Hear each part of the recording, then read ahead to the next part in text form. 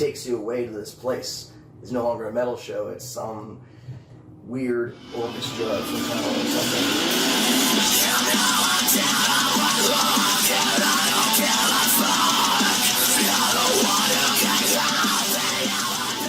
Okay, so I'm Beka. I'm interviewing two shadows today. What's up? So, do you guys want to introduce yourselves, say your role and everything? I'm Dana Kempf, and I'm lead vocals. I'm Mike Horvath. I sing. I'm Mike Horvath, and I play bass. You sing, okay. Yeah. I'm Broden Eagles, and I play guitar. I'm Tristan Main, and I play guitar as well. I'm Wade Nickel, I beat the skins. It's hard! Yeah, you know it. Okay, so first question. If your name wasn't Two Shadows, what would it be? Dick in the balls. Two lights. But, Two lights? I was thinking something like Three Shadows. Yeah, something like that. throw a 4 or number 5. on shadows. 4, 5, 8, 7. I don't know if we ever came across any other names that we really liked, though. You just went straight with Two Shadows? Do you have any other ones that Well, yeah. were like up in the air? No, I mean, like, I had terrible band names in high school, but when I was 18, I came up with Two Shadows, and that was it. There was nothing else. Okay, so you guys are going on tour this Yeah. month. Tell me about it. In a week. In a week. In a week. Yeah. Yeah. The kickoff today, and then going up next Friday. I think we're heading up Kamloops. We're going all the way to Alberta, which Just is a couple weeks shortish yeah, one. Yeah, it's gonna be kind of a short run, but it's it's gonna be good. It's our first tour, and our first tour as Two Shadows. So yeah, no, we're all really excited, I think, for it, and he's playing with my zipper. Spent a lot of time getting ready, a lot of hours. We just moved into a new rehearsal space. We've literally been practicing every day since, for like 6-8 hours at a time. Yeah. That's fun. Oh We've yeah. been slamming it, getting ready for this. We are so jacked. It is going to be a good time. Oh, absolutely. Are you guys ever planning on going to, like, across Canada, or, like, the U.S., or... That's the plan. Yes. Yeah. that's the plan. Trista's been working hard, putting some stuff together for, not to put dates on it, but sometime earlier next year. That we're gonna head out east as far as we can. Hopefully, probably Toronto at least. Oh, Toronto. Maybe we can get a Canadian little Music further. Week. Yeah, we're gonna try to make it up there for Canadian Music Week. The States has always been a main goal. That's like the top one on the list, but for now, Yeah. what we can do is tour Canada. It's very hard to acquire visas and all the Oh, yeah. proper formatting because you don't want to do it illegally because if we mess up, then we're not allowed back for like 5 years. And that would probably ruin your person's career. It's always in the back of our minds just to catch the train down there and never come back. But, We lug all our gear onto a train, hop on. What about the worst experience since becoming a band? Like, most awkward or just, like, bad experience? this guy has the fucking stinkiest feet. Oh yeah.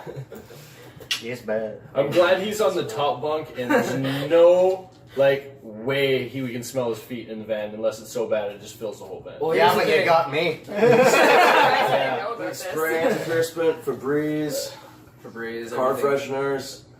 Actually, Dana's feet in our bunks are like right beside my head. So I'm glad you don't have to stay I don't with have me. bad hygiene though. Yeah. But as far Hey, as worst cute. experiences as a band go, off the top of my head, for me, I've had just performance-related things where like our entire like backing track system like completely crashed on me, and Yep. I ended up having to recover and didn't do a very good job of recovering, and that was pretty embarrassing. That sucked. But otherwise, Yeah. for the most part, it's been generally positive experiences. It's been a lot of fun so far. There's nothing really bad I can think of. I've definitely had that backing track thing fail. But it was more so, like, the band members didn't... They failed. Coordinate. Yeah, they failed. It's gonna happen at one point. Back with White Zombie, I mean, it can happen. You just gotta get back through it. up and do it again. Power through it. I guess the nice part about our songs is they're still good. They don't need the backing tracks, so we can still do it.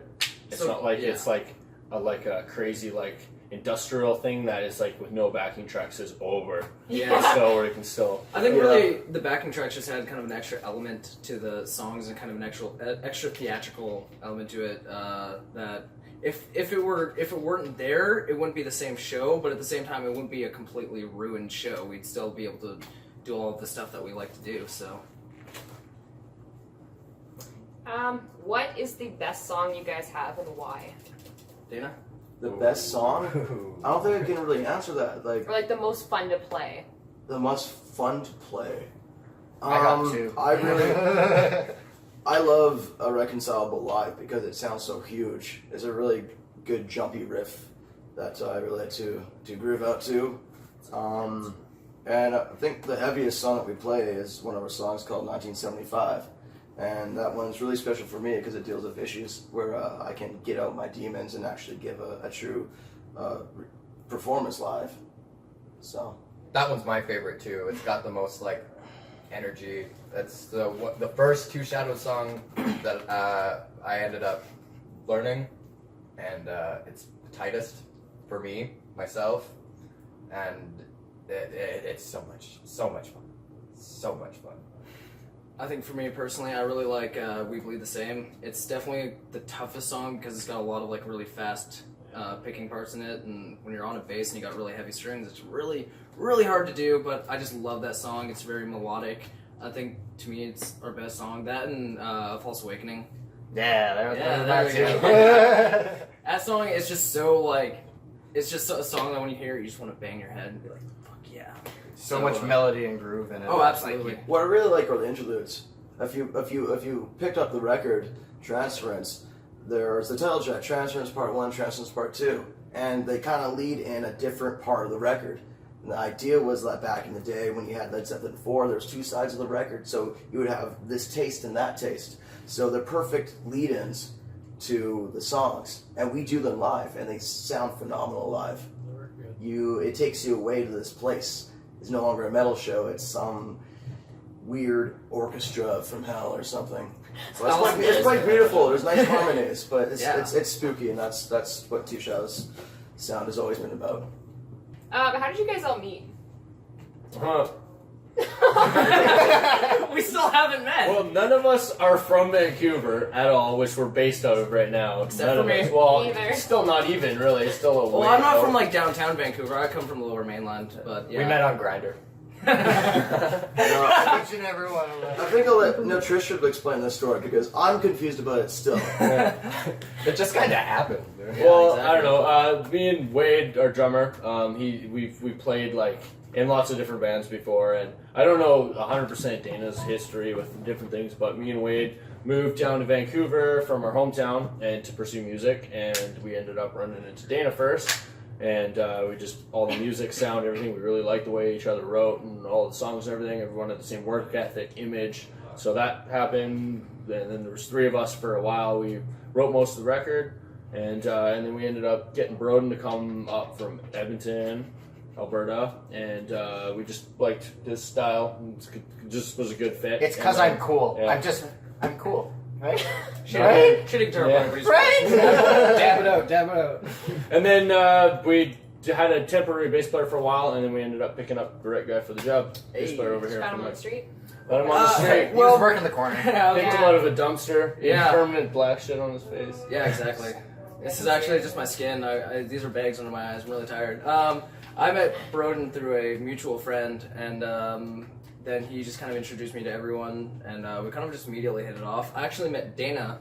Dana's the first guy in the band that I met before I knew about Two Shadows. Actually, this was years ago. I walked into Tom Lee and met him, and I was just like, man, I'd really like to be in a band with that dude. But I was really I was just too shy to ask him or anything. So then a couple years later, when I just kind of recognized him, I'm like, oh, I've met you before. So Tom Lee's music store, by the way. It's a guitar shop. in case you don't know. Yeah, there's not many Canadians here. Yeah. What bands are your biggest inspirations? Even personally or just as a band? That's a big question, because personally we do draw influences from a lot of different places. Like, I'm a big Chili Peppers fan, for example. That doesn't really come through in a lot of what we play, but as a band, I would say a lot of KoRn is a big influence. Motionless and White. Those are the ones that come to mind right away. Somebody fill in. Slipknot. Marilyn Manson, Rob Zombie. For me personally, I'm a huge Motley Crue fan, and Motley Crue was a big inspiration on me personally, at least as a musician and as a person. So they've always been my favorite band. So Yeah, we had a lot of modern, more I guess newer bands influence. I always kind of search for like new music lots. Yeah, me too. I'm a really big fan of Five Finger Death Punch as well. But I always kind of look for lots of new music and just try to take our music a step farther lots of the time and see what I can do next to top it. absolutely. Yeah, I'm still inspired by the same music that got me into metal and music in general. Like bands like Pantera and Slipknot and Black Label Society and Ozzy Osbourne. But I also have an industrial background. Like when that was going on, all these sounds, I always thought, how are those sounds made? It was so interesting. And so I got some keyboards and started messing around. And it's so fun because it's so easy to pick up a guitar and play some chords. But when you make, for example, the industrial backing tracks that are involved in Two Shadows, or industrial songs about Two Shadows, those songs are so special because they can't be recreated. You can come up with a guitar riff and record it, but you can't recreate these industrial tracks. That's what's so cool about it. So every time you go to make one, it just comes out different. And that's what's so awesome about it. What about the favorite show you guys have played so far? In a couple hours, I think I'm gonna have a good Oh, idea. yeah. I'll give you an answer, but we're gonna change it in a few hours. So this would be my favorite This show. place is already. a big room. Oh yeah, venue no, it's downtown. absolutely amazing. I really enjoyed playing on September morning. That was really cool. Yeah, That was a cool, neat yeah. opportunity. Yeah. I liked the last show that we played. That was, as far as like performance-wise, that was my favorite. That was my favorite show. Stern was very cool. We kept in contact and talked very frequently with their guitar player, Kyle Orr. Super cool dude. He's helped us out a lot. And last question, what are the best bands you've seen live? You could Slipknot. like be playing with them or Slipknot. Yeah, Slipknot was really good. I really enjoyed watching Five Finger Death Punch live, and 6 a.m. was really good live. I was very surprised for a band that only has one guitar player how big it sounded and how well it was mixed. So I enjoyed 6 a.m. very much. I'm a huge Nikki Sixx fan, so that kind of has something to do with it. I have to say, Hell Yeah. Hell Yeah is Hell probably one of yeah. the best bands I've seen, just because of their energy. For me, I'm born in '92, so I didn't get a chance to see Pantera in their prime. And when I saw Hell Yeah for the first time, they actually played here, right at venue. They were touring on Band of Brothers, and the energy that the band gave and the energy in the crowd, it kind of gave me a glimpse of what that would have been like. Not to put them down below Pantera, they're a great band, and that's really inspiring to see people who are all in it for the same reason. So I'd say probably Hell Yeah. And then my first Oh, yeah. real concert was Motley Crue, and I'll always remember that. Hell yeah! But My Yeah. favorite would definitely be Avenged Sevenfold. That was the best show. Didn't you just say Slipknot? Well, Yeah, you said Slipknot. Can I change my that was answer? good too. Oh, you know You're what? too- You know I what? get Every two Rob answers. Zombie show is a good show, but actually Kiss, that was a really cool show because I think the production, just to go in and put on the production for that show, is enough to buy a house. Not like your house, but like Gene Simmons' house, you know. So you're seeing a really good show. You're getting your money's worth. Yeah. I Absolutely. really liked KoRn. I moshed so hard at the KoRn concert. It was, Yeah, KoRn was it good. was so rowdy. It was lots of fun. Super energetic. I've never been in a mosh pit before. Really? Yeah. Get out. Yeah. There's the door. I got kicked in the face in one. I think mine is probably the very first concert I ever went to. That's at the Bar Row. I seen Alice Cooper in 2007. He's And really actually, fun. one of my favorite bands, like I said, was Five Finger Death Punch. And Jason Hook, guitar player, was playing for Alice Cooper back then as a hired gun. And that was like, obviously, Alice Cooper's crazy with theatrics and stuff. And that definitely put a vision in my head to make what we're doing today more of a visual. I think every single band that I've seen have been amazing for different reasons. So that's really like I gave an answer, but at the same time, like I'm always thinking like, oh wait, but this band is really good for that reason. But every band I've seen live, I pick a favorite thing about it. So it's a difficult question to answer. Sure, you'd be here for a couple more hours. Yeah, I guess. exactly. Well, this band was good because of this. No. I've been seeing live bands for over half my life, so there's just so many. Yeah. That's the last question. So, do you guys just want to talk about your album a little bit? You guys put out an album kind of recently, or? September 30th is when we dropped the album. A lot of work went into it. A lot of rough times. A lot of good times. A lot of rough times. 2016. 2016, September 30th is when it came out. And yeah, no, the finished product is better than anything I've had in any of the bands I've worked with before, and that's all on Dana. Dana put so much effort into the production and the mixing and engineering and stuff like that. But Spent a lot of time on it, and we also did all of the like album artwork and graphics and stuff with Dave Benedict, who was one of our a bass player for Default. He's a super cool guy. He helped us with a lot of those cover artwork and stuff. Looks Thanks, great. Dave. Thanks, Thanks, Dave. Dave. Yeah, no, it was You great fucking rock. because the cover is exactly what we wanted. He totally captured the vision we wanted, and it's really rare that happens.